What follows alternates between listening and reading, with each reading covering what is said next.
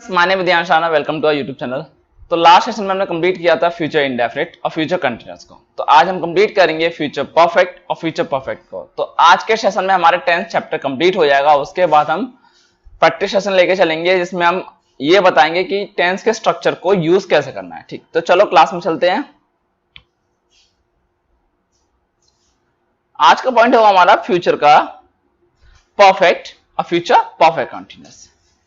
अब देखो होता क्या है, जो फ्यूचर परफेक्ट होता है, फ्यूचर परफेक्ट एक हमारा ऐसा टेंस होता है जिसको अगर मैं बोलूं कि मैं फ्यूचर में उस काम को कंप्लीट कर चुका हूंगा तो वो हमारा फ्यूचर परफेक्ट हो जाएगा। जैसे कि I will have done this work, मैं उस काम को कर चुका हूंगा। एक ऐसा काम जिसको मैं फ्यूचर में कंप्लीट कर चुका हूंगा उसको बोलूंगा मैं फ्यूचर परफेक्ट। ठीक, तो फर्स्ट पॉइंट होगा आज का फ्यूचर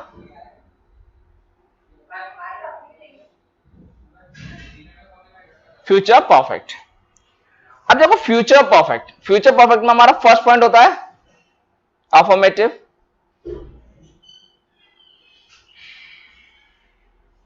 अफर्मेटिव का स्ट्रक्चर होता है subject plus will shall plus have plus verb की थर्ड फॉर्म प्लस ऑब्जेक्ट। ठीक, subject plus will shall plus have plus verb की थर्ड फॉर्म प्लस ऑब्जेक्ट एक ऐसा स्ट्रक्चर जो फ्यूचर में कंप्लीट होने की चीज को बताएगा कि ये मैं उस काम को कंप्लीट कर चुका हूंगा, उसको बोलेंगे हम future perfect. For example I will have done this work, मतलब एक ऐसा काम जिसकी मैंने बताया कि मैं फ्यूचर में उस काम को कंप्लीट कर चुका हूं तो उसको बोलूंगा मैं आई will have done this work. ठीक, नेगेटिव लेके चलते हैं। नेगेटिव का मैं स्ट्रक्चर बोलूंगा तो subject plus will shall plus not plus have plus verb की थर्ड फॉर्म प्लस ऑब्जेक्ट।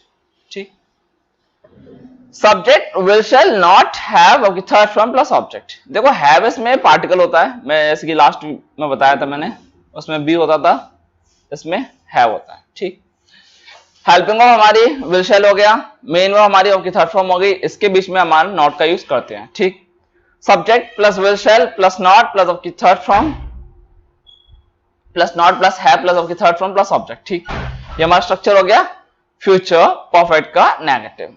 अब जब इसका एग्जाम्पल लेते हैं उसी को हम नेगेटिव में लिख लेंगे जो भी लिखा था हमने, आई will not have done this work. ठीक, तो ये हमारा क्या हो गया, फ्यूचर परफेक्ट का नेगेटिव हो गया। फ्यूचर परफेक्ट के नेगेटिव के बाद हमारा क्या पॉइंट आता है, इंटेरोगेटिव।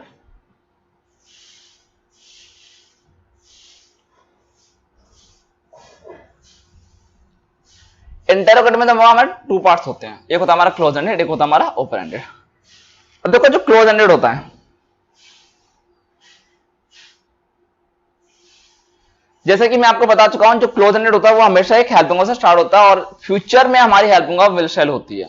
तो ये वाला जो स्ट्रक्चर होगा वो हमारा किससे स्टार्ट होगा, विल शैल से स्टार्ट होगा, plus will shall plus subject plus have plus okay third form plus object plus interrogation noun. ठीक, ओपन एंड की बात करेंगे तो question word plus will shall plus subject plus have plus of की third form plus object plus interrogation noun. Question word plus will shall plus subject plus have plus of की third form plus object plus interrogation mark. ये structure हो गया हमारा interrogative का, open ended का। अगर मैं इस पर एक एग्जांपल लूं, जैसे कि मैं आपको बोलूं कि विल यू हैव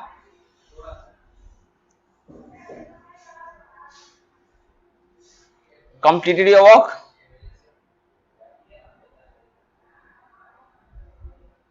ठीक।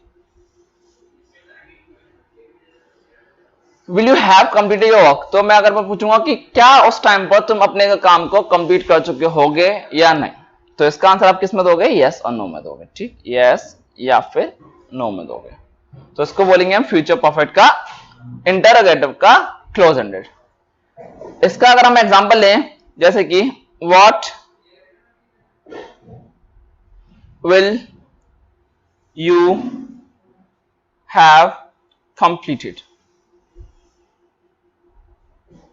ठीक, what will you have completed, तो आप क्या उस टाइम पर कंप्लीट कर चुके होंगे, तो उसको आपको एक्सप्लेनेशन देना पड़ेगा। ठीक, ये हो गया हमारा ओपन का एग्जांपल, ये हो गया हमारा क्लोज एंड का एग्जांपल।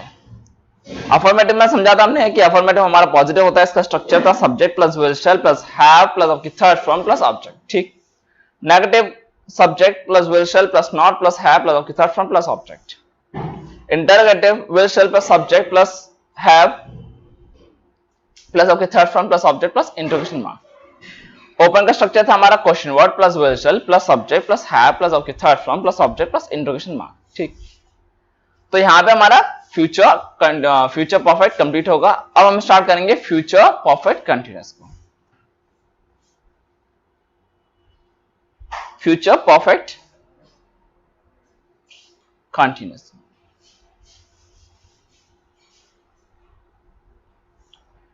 Future perfect continuous. तो देखो फ्यूचर परफेक्ट कंटीन्यूअस क्या होता है। फ्यूचर में एक ऐसा टाइम जो परफेक्ट होगा, वहां से उस काम को हम कंटिन्यूअसली करेंगे, उसको बोलेंगे हम future perfect continuous.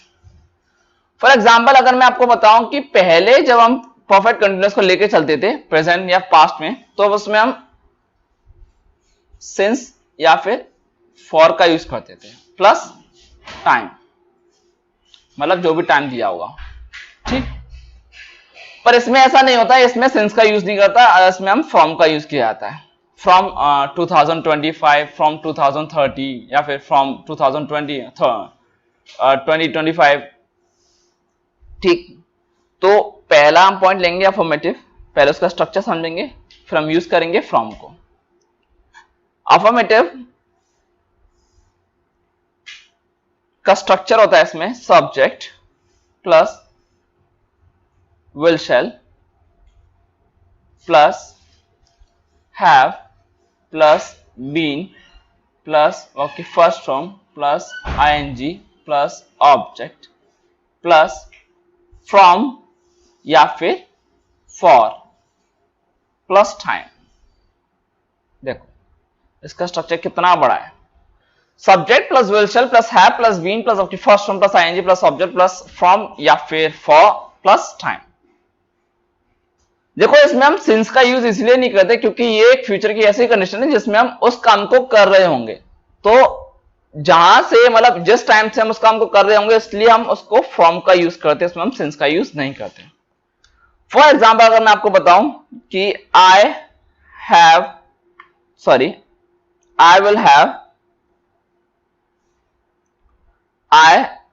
Will have been living London लिख लेते हैं, लिविंग इन लंदन फ्रॉम 2025। ठीक, अब देखो इसमें मैं सिंस का यूज नहीं कर सकता क्योंकि मैं एक ऐसी कंडीशन को बता रहा हूं कि मैं उस टाइम से वहां पर रह रहा हूंगा, तो इसलिए हम फ्रॉम का यूज करते हैं। सब्जेक्ट हो गया, विल शेल हो गया, plus have plus been plus आपकी first one plus ING plus object plus time. ठीक, तो इसको बोलेंगे हम फ्यूचर परफेक्ट कंटिन्यूअस का अफर्मेटिव। अब हम नेक्स्ट की चलते हैं नेगेटिव को।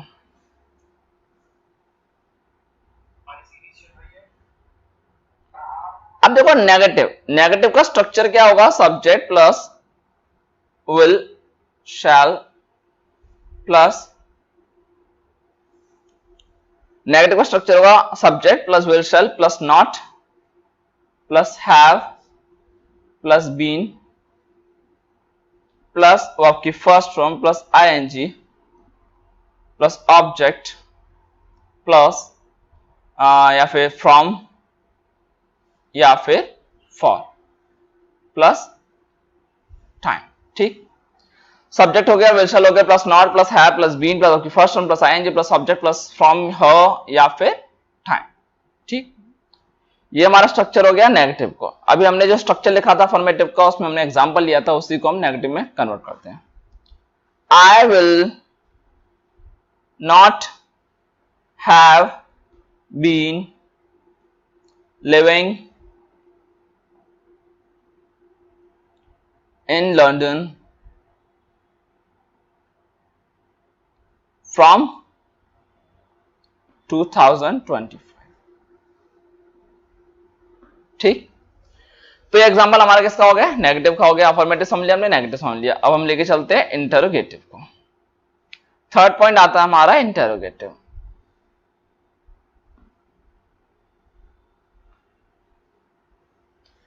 इंटरोगेटिव में बच्चों हमारे 2 पॉइंट्स होते हैं, एक होता है हमारा क्लोज एंडेड, एक होता है हमारा ओपन एंडेड। फर्स्ट पॉइंट लेके चलेंगे हम क्लोज एंडेड को।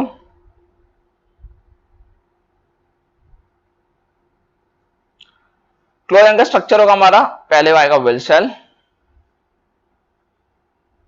Plus subject plus have plus been plus आपकी first form plus ING plus object plus from या फिर फॉर प्लस टाइम। ठीक, will shall plus subject plus have plus been plus आपकी first form plus ING plus object plus from या फिर from या फिर for plus time. ये हमारा स्ट्रक्चर हो गया क्लोज एंडेड का, इंटरोगेटिव का। इसके बाद आता हमारा second point open ended.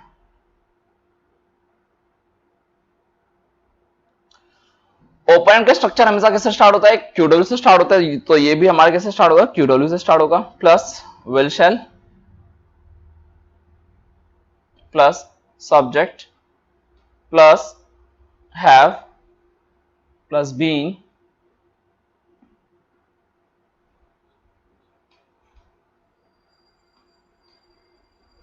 Plus आपकी first form plus ING plus object plus from या फिर फॉर। ठीक, plus time. Question word plus will shall plus subject plus have plus been plus first form plus ING plus object plus from या फिर for plus time.